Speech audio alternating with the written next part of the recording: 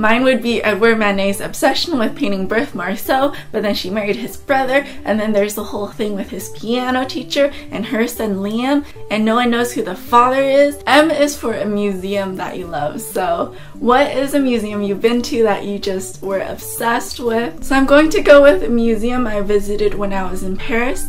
I'm not really sure how to pronounce it, but it's Musée Marmottan Monet. But it was kind of interesting because it's kind of in this house. I went there with one of my friends, and I was sort of just in the front taking my time, and my friend walks up to me and she's like, "Karin, you have to come and look at this right now." But I wanted to take my time going through the museum, so I was like, "Oh, I'm almost there," and then she's like, no, you have to come right now." She drags me over there, and then I see that the whole entire back room is filled to the brim with Monets. The area isn't even that huge, but they had a ton of Monet in that little space, and it was one of the funniest and amazing moments of my trip.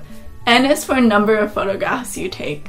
So there's always people who take photographs of everything, and they just take a photo and walk away, and take a photo and walk away, and that's kind of not really good because it takes away from your experience. If you're someone who does that, instead of taking a photo, try taking a couple minutes to look at it first and then take a photograph afterwards, because that can give you a better experience. I'm not really good about looking back on my photographs, so if I'm taking a photograph of something, it's going to be something A, I really love, or B, an artist I've never heard of but I really like and I want to learn more about. So I usually also take a photograph of the title card. I would probably say I take around 5 to 10 photographs. O is for that one artist that you always want to see. Like if there's a museum and there's a time crunch, what artist do you have to hit up before you leave that museum? For me, that would be Monet, which is pretty obvious from some of my other answers, but every time I see them, I just have to spend a couple minutes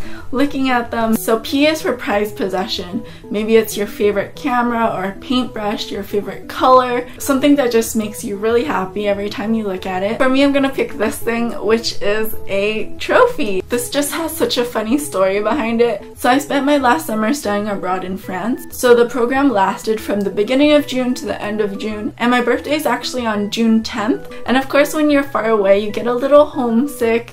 But these guys made my birthday so amazing. They surprised me by singing happy birthday and everything, and my professor gave me this. It's a little candle glued to the vase with some stickers with K for my name, 13 for the year 2013. When I unwrapped it, I thought it was so funny. I didn't even know what it was. He was like, "It's a trophy, you know, a trophy?" And it was just so funny and so special, and I was so grateful that they were so kind to me, and it just made my birthday really special. So every time I look at it, that's what I think of. So Q is for a quote that really resonates with you. So for me, I'm going to pick a letter that Sola Witt wrote to Eva Hesse. Just stop thinking, worrying, looking over your shoulder, wondering, doubting, fearing, hurting, hoping for some easy way out, grinding away at yourself. Stop it and just do. Don't worry about cool. Make your own uncool. Make your own world. If you fear, make it work for you. Draw and paint your fear and anxiety, and stop worrying about big, deep things as to decide on a purpose and a way of life, a consistent approach to even some impossible end, or even an imagined end. You must practice being stupid, dumb, unthinking, empty. Then you'll be able to do.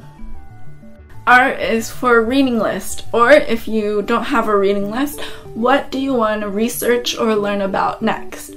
So for me, I have these 3 books that I bought recently, and I want to read them very soon. So the $12 Million Stuffed Shark, 7 Days in the Art World, and A Short Guide to Writing About Art. It messes with your sense of perspective because you don't have shadows to gauge how far or close something is. The whole thing is just a colored light. You're just filled with this really intense blue light, this really intense red light.